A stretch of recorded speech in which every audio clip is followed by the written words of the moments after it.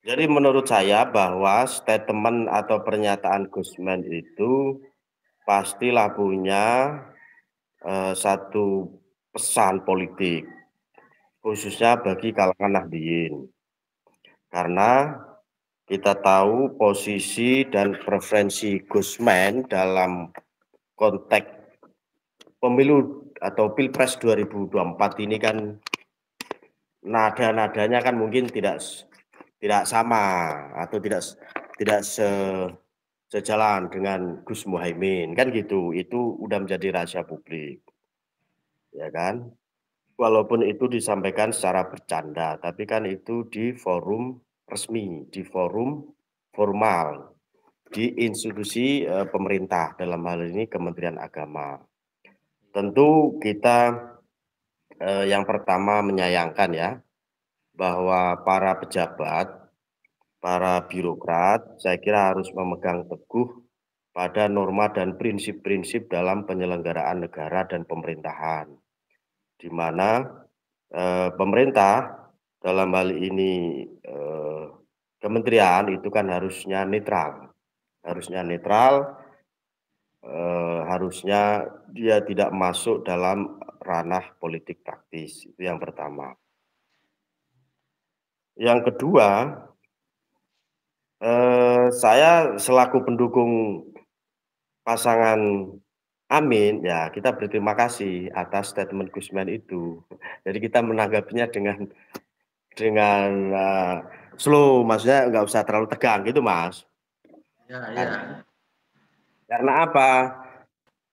Kalau kita merujuk pada tradisi atau jumhur, yang dipegangi oleh kalangan Nahdliyin, bahwa amaliyah kalangan Nahdliyin ini kan memang tidak terlalu kaku, harus berpatok pada Quran dan hadis. Kita tahu di NU, di Nahdliyin itu yang menjadi istimbat dalam pengambilan hukum selain Quran dan hadis itu ada ijma dan qiyas.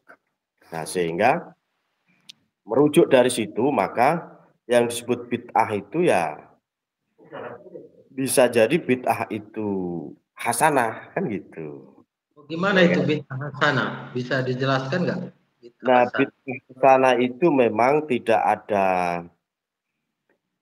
dasarnya atau dalilnya secara tekstual ya di Ya, Quran ya. dan hadis, nah, tapi itu dasarnya diambil dari ijma dan qiyas, yaitu qiyas dan kesepakatan para ulama, nah, gitu. Dan ini menjadi hukum juga, menjadi dasar juga. Sebagaimana, pendapatnya Imam Syafi'i, beliau mengatakan bahwa al bid'atu bid'atani, ya kan?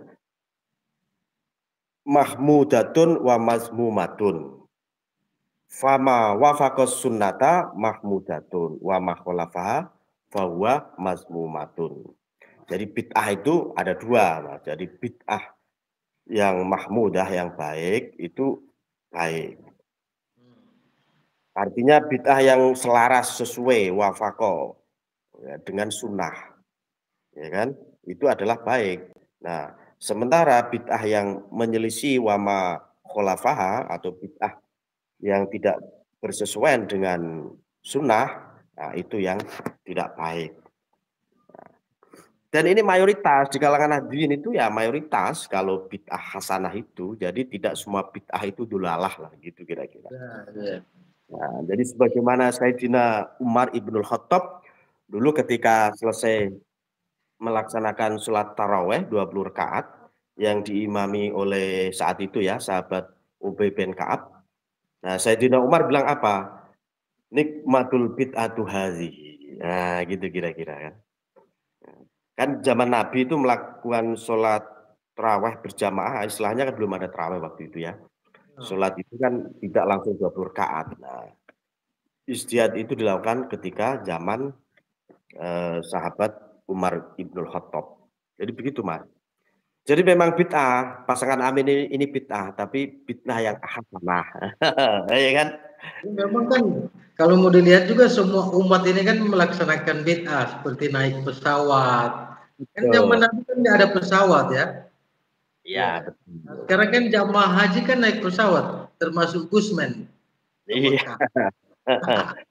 Gusmen kan ngurus ngurus umroh haji kan naik pesawat. Itu bid'ah juga kan? Iya. Beda, kalau zaman Nabi Iya. belum ada. Ya, zaman Nabi kan nggak ada pesawat, adanya onta. Kalau begitu kan Gusmen harusnya naik onta. Betul. Jadi Ya, ini kan memang agak lucu juga ya Gus. Karena kan begini, kalau kita lihat track recordnya PKS dan PKB itu kan sudah sering berkoalisi di pilkada-pilkada ya. ya, saya kira jadi begini, memang PKS dan PKB itu tidak hanya 2024 ini berkoalisi. Kita tahu ketika zaman Gus Dur pun waktu itu namanya belum PKS ya, masih PK kan, kita ingat. Ya, Partai Ketika Keadilan ya. ya Partai Keadilan, ketika Gus Dur jadi presiden, presiden PK-nya waktu itu Nur Mahmudi ya, itu jadi menterinya beliau, zaman Gus Dur. Zaman Gus Kemudian Dur ya. Oh, saat itu poros tengah ya, koalisi nah, namanya. nah Gus Dur kan berangkatnya dari Pos Tengah waktu itu, Iya, iya. ya kan. Nah kemudian ketika zaman SBY 2 periode, Ya ya kan, betul. Ya, PKB ya. ujungnya ada juga dengan PKS kan waktu itu, Demokrat, Ya, PKB, betul. PKS. Lalu beberapa pilkada-pilkada juga hal yang biasa, pernah PKB itu berkoalisi dengan PKS. Jadi nggak masalah menurut kita. Jadi tidak hanya pilkada PKS PKB berkoalisi dalam pilpres pun udah berapa kali ya. Ya betul. Jadi itu hal yang wajar karena namanya partai politik kan semangatnya harus semangat bagaimana melakukan kerjasama, melakukan gotong royong untuk membangun bangsa ini. Jadi sangat aneh kalau misalnya partai politik kemudian atas nama kepentingan politik tertentu sehingga berkoalisi dengan ini itu seolah ada pertentangan ideologi, sementara dengan koalisi yang lain seolah tidak. Nah, saya kira tidak sampai sejauh itu ya, karena parpol itu kan saya kira kalau statement Gusman itu kan hanya menyatakan di acara Kemenak itu bahwa beliau tidak memilih Amin kan gitu. Nah, tapi di Amin walaupun apa Amin yang dia maksud itu adalah Amin Suyitno, kepala Badiklat ya di Kemenak. Tapi kan nuansanya atau message-nya kan sudah jelas di situ bahwa dia tidak akan memilih Amin karena itu bid'ah kan gitu. Ya, bid'ah. Ya, tidak sampai ke urusan koalisi lah ya. Ya, tapi kita berterima kasih karena pasangan Amin itu bid'ah. Karena Kok apa? bisa? Karena iya dong, karena bid'ah itu bid'ah hasanah pasangan Amin itu. Bukan bid'ah dulalah, tapi bid'ah yang hasanah, ya kan? Memang Yang kalau yang bid'ah-bid'ah itu disukai rakyat ya.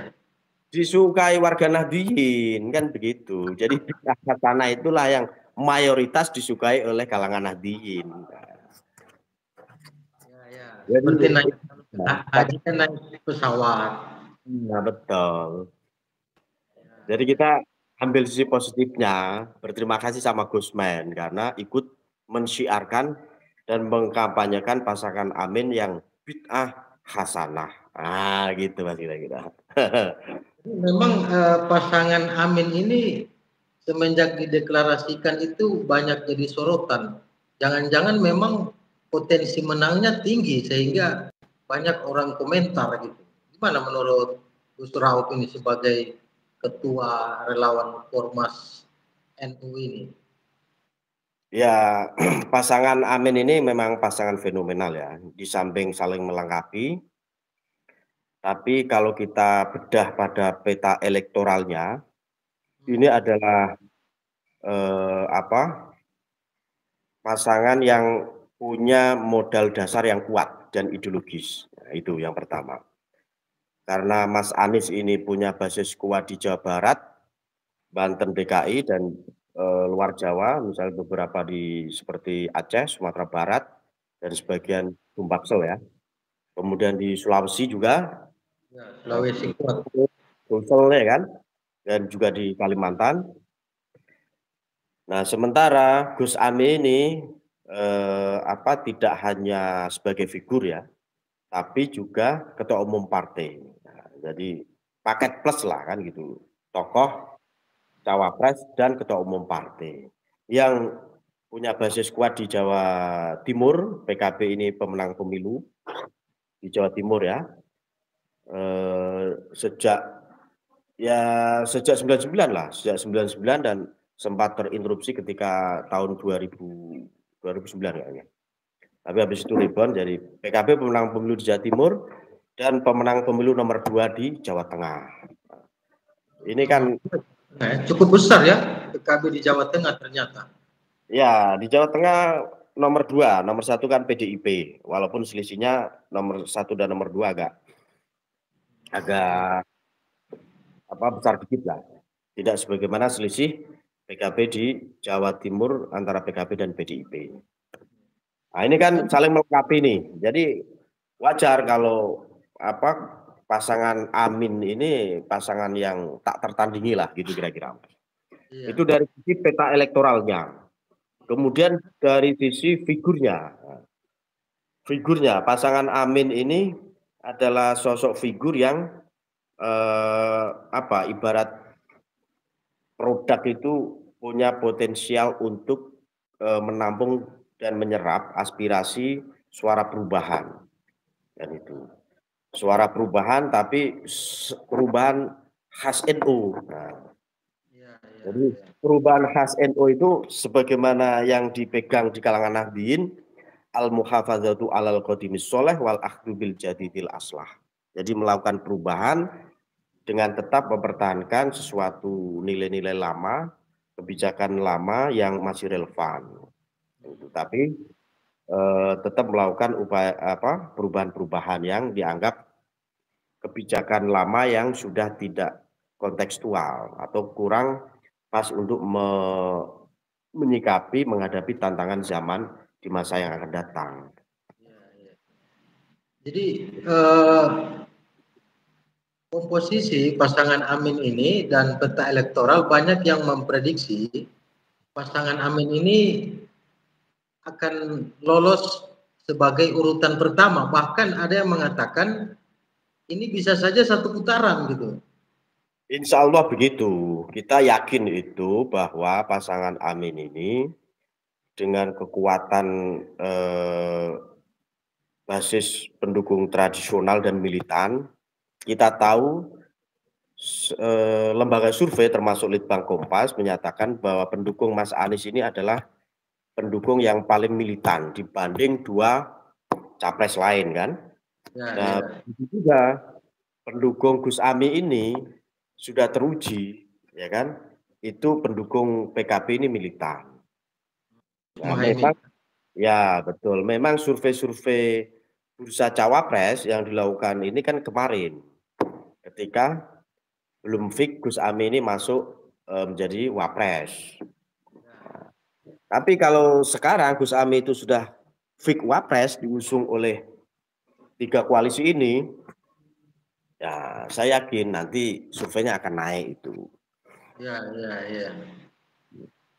Jadi memang ini pasangan yang memang tidak diprediksi dan sekarang menjadi fenomenal, jadi buah bibir di masyarakat.